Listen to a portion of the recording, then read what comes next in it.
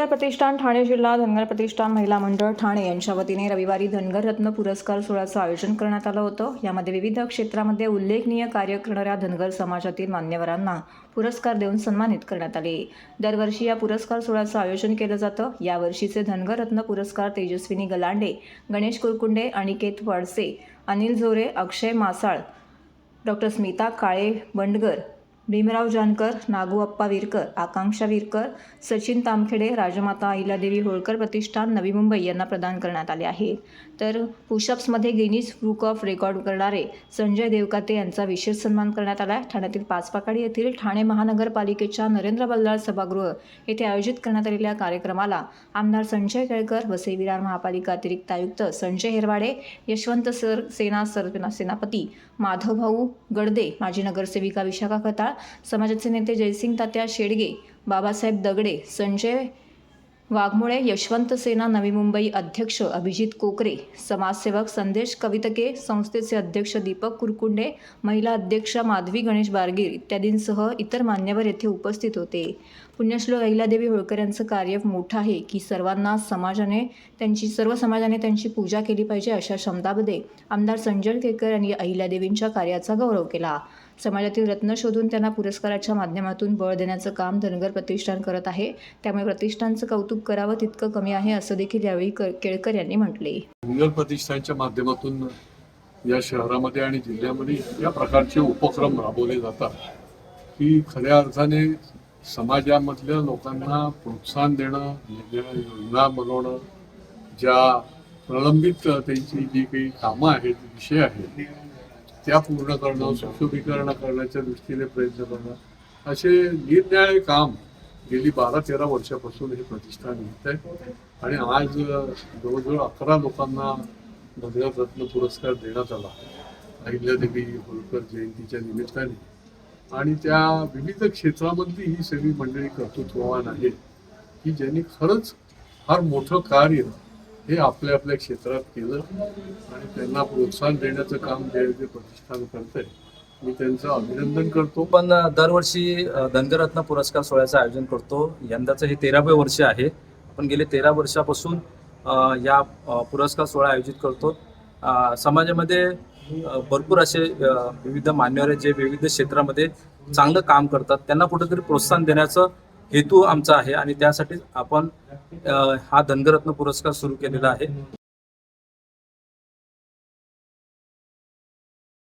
सर्व नागरिकांना आवाहन करण्यात येत आहे की सध्या डासांमार्फत पसरणाऱ्या डेंग्यू या आजाराचा प्रसार रोखण्यासाठी प्रत्येकाने पुढील प्रमाणे कार्यवाही करावी।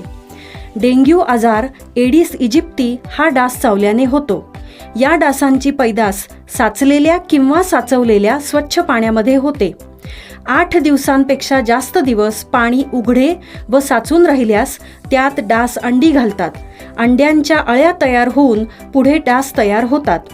यासाठी आपल्या घरातील पाणीसाठे उदाहरणार्थ बॅरल्स, पिंपे, टाक्या, हौद, रांजणे इत्यादी दर आठवड्याला रिकामे करून घासून पुसून कोरडे करून पुन्हा भरावे।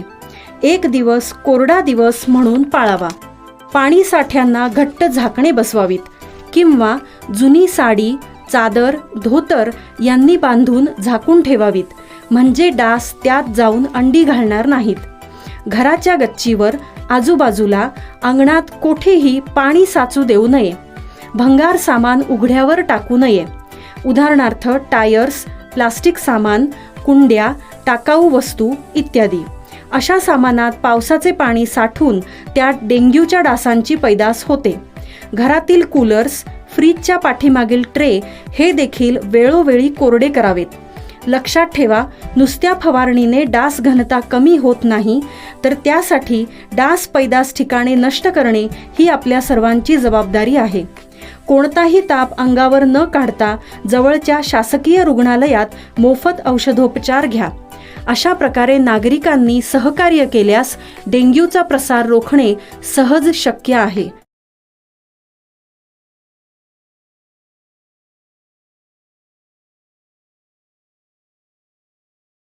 एकनाथ शिंदे आपल्या बालेकिल्ल्यात आपलं वर्चस्व राखण्यात यश मिळवताना दिसत आहेत. ठाणे जिल्ह्यातील ठाणे आणि कल्याण या दोन्ही लोकसभा मतदारसंघामध्ये शिंदेच्या उमेदवारांचा डंका दिसला. विशेष म्हणजे ठाण्यात मोठी उलटफेर होईल या चर्चांमधील धूर निघाला आहे. कारण ठाकरे गटाचे विद्यमान खासदार राजन विचारे यांना मोठा धक्का मिळालेला पाहायला मिळाला आहे. एकनाथ शिंदे यांच्या शिवसेनेचे उमेदवार नरेश म्हस्के यांनी लाखोंचं लीड मिळवित विजय गाठलेला आहे. तर आत्तापर्यंत मतमोजणीबाबत मिळालेल्या माहितीनुसार नरेश म्हस्के यांना 5,04,177 मतं मिळाली आहेत, तर राजन विचारे यांना 3,63,220 मतं मिळाल्याची नोंद झाली आहे. लोकसभा मतदारसंघाच्या निवडणुकीचा निकाल आज समोर येतोय. या मतदारसंघामध्ये खुद्द मुख्यमंत्री एकनाथ शिंदे यांची प्रतिष्ठा पणाला लागली होती, कारण ठाणे हा त्यांचा बालेकिल्ला आहे. आता नरेश म्हस्के यांनी स्वतःला सिद्ध करून दाखवलं आहे. त्यांना तब्बल 1.5 लाख मतांचं लीड मिळताना पाहायला मिळालं.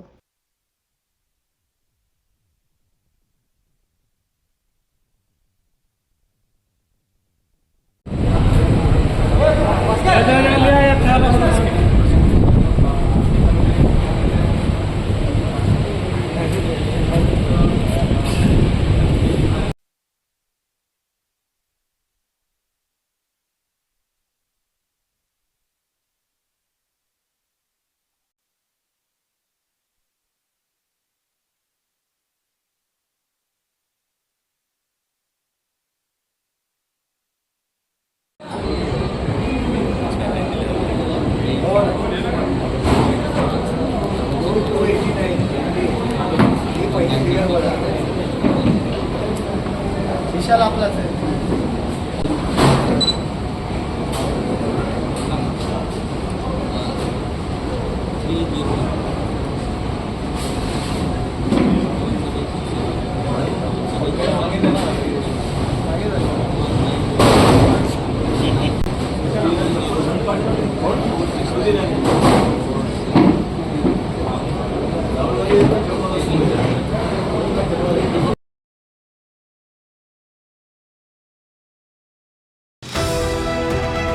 TJSB सौर शक्ती कर्ज.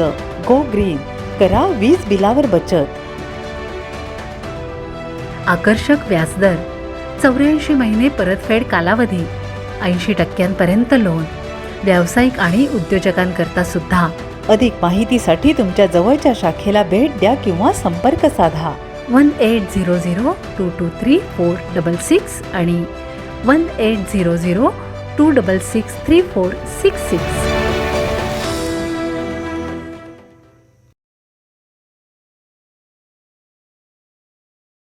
ठाणे लोकसभेच्या निवडणुकीचं मतदान प्रक्रिया 20 मे रोजी संपन्न झाले होते. या निवडणुकीमध्ये शिवसेना शिंदे गटाचे उमेदवार नरेश म्हस्के तर उद्धव ठाकरे शिवसेना गटाचे उमेदवार राजन विचारे हे निवडणुकीच्या रिंगणामध्ये उतरले होते. या निवडणुकीमध्ये खरी लढत शिवसेना विरुद्ध शिवसेना अशी झाली. या निवडणुकीची मतमोजणी आज संपन्न झाली. तर या मतमोजणी दरम्यान शिवसेना शिंदे गटाचे उमेदवार नरेश म्हस्के हे जवळजवळ 1,30,000 मताधिक्यांनी विजयी झालेत. त्यांनी त्यांचे प्रतिस्पर्धी उद्धव ठाकरे गटाचे राजन विचारे यांचा पराभव केलाय. तर कल्याण लोकसभा मतदारसंघामध्ये शिवसेना शिंदे गटाचे डॉक्टर श्रीकांत शिंदे हे 1.5 लाखांच्या मताधिक्याने विजयी झाले. श्रीकांत शिंदे यांनी उद्धव ठाकरे गटाच्या वैशाली दरेकर राणे यांचा पराभव केला. ठाण्यामध्ये शिंदे गटाच्या वतीने शाखाप्रमुख चंद्रकांत सावंत यांच्या नेतृत्वाखाली जल्लोष करण्यात आला. तर मुख्यमंत्री एकनाथ शिंदे यांच्या किसन नगर येथील शाखेमध्ये माजी नगरसेवक प्रकाश शिंदे यांच्या वतीने आनंद उत्सव साजरा करण्यात आला. यावेळी फटाक्यांची आतिषबाजी करत एकमेकांना पेढे भरवीत हा आनंद उत्सव साजरा केला गेला. यावेळी असंख्य शिवसेनेचे पदाधिकारी आणि कार्यकर्ते येथे उपस्थित होते.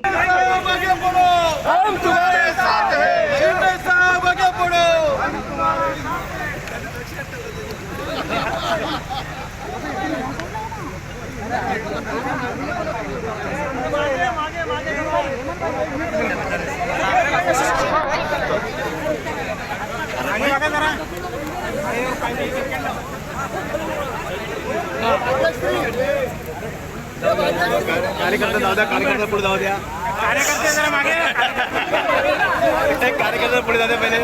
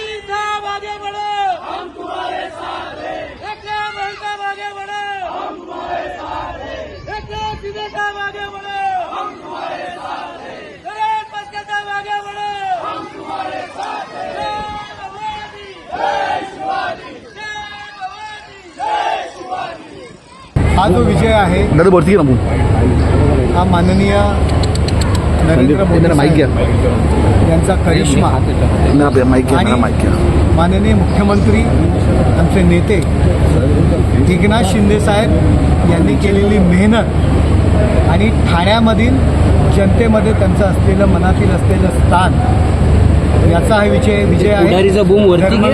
दिघे साहेबांचा आशीर्वाद या विजयाच्या पाठीमागे आणि सर्वसामान्य ठाणेकर जनतेचा सर्वसामान्य कार्यकर्त्याचा हा विजय आहे.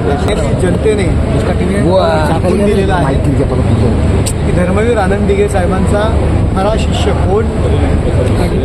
माननीय मुख्यमंत्री एकनाथ शिंदे साहेब यांनी दिघे साहेबांची परंपरा ही कायम ठेवली.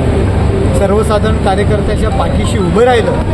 नाहीतर कोण नरेश मस्के, एक सर्वसाधारण आनंदनगरमध्ये राहणारा नरेश मस्के आज 12 दिवसामध्ये एकनाथ शिंदे साहेबांनी त्याला खासदार बनवलेला आहे.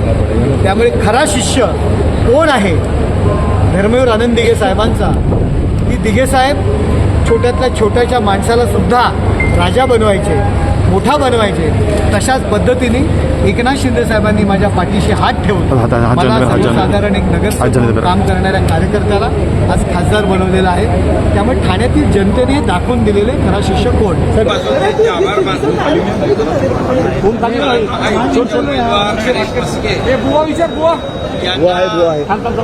आता जवळपास 1,90,000 लाखापेक्षा जास्तीचं मताधिक्य मिळाले आणि त्याबद्दल मी पुन्हा एकदा मतदारांचं आणि महायुतीच्या सर्व पदाधिकारी कार्यकर्त्यांचं अभिनंदन करतो.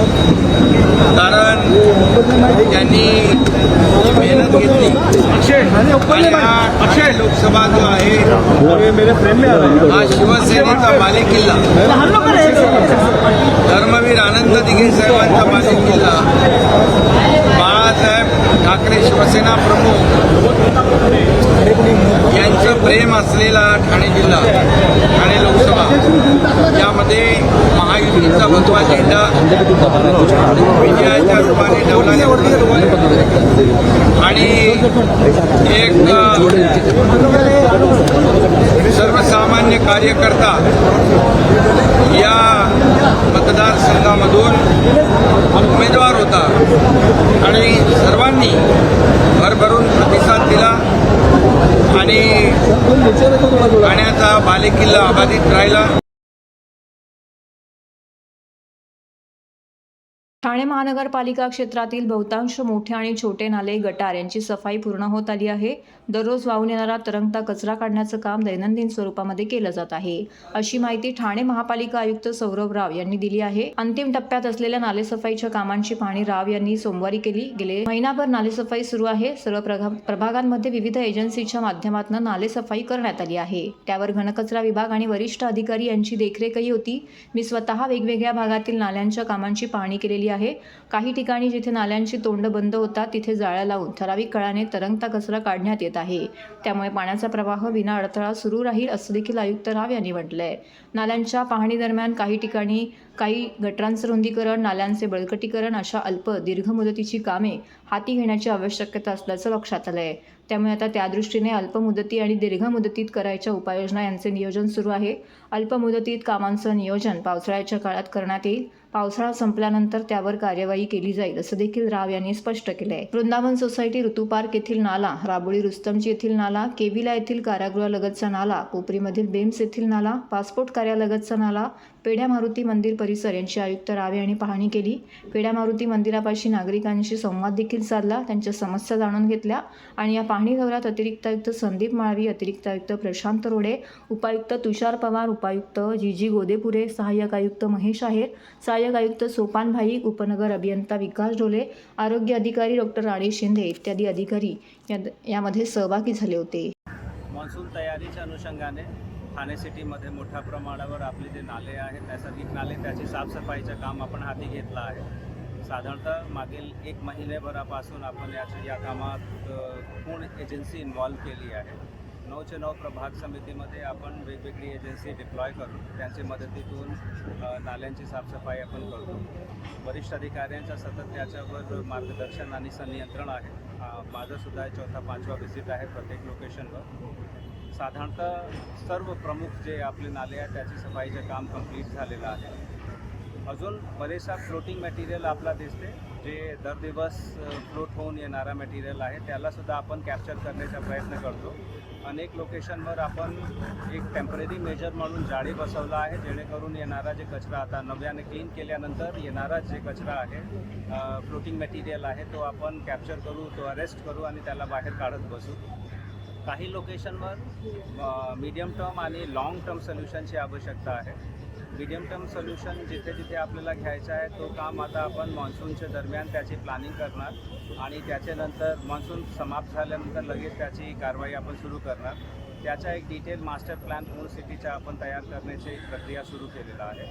लाँग टर्म प्लॅनसुद्धा सिटीजमध्ये खूप आवश्यक आहे. जेवढा मोठ्या प्रमाणावर आपल्याकडे जनसंख्याचं घनत्व वाढतो, वाहतूकची सोयीसुविधा वाढते, विकास काम वाढत आहेत, त्याच स्पीडने साधारणतः नैसर्गिक नदी नाले जे आपले आहेत, आपले जे स्ट्रीम्स आहेत ते अरुंद होत आहे आणि लाँग टर्म मेजर म्हणून त्यांचा कंप्लीट एक ब्लू प्रिंट तयार करून आणि त्यामध्ये जिथे जिथे इंटरव्हेन्शनची आवश्यकता आहे क्रिटिकल पॉईंट्सवर ते आयडेंटिफाय करून त्याच्यावर काम करण्याची आवश्यकता आहे आणि ती प्लॅनिंगसुद्धा आपण आता या मान्सूनमध्ये सुरू केला आहे.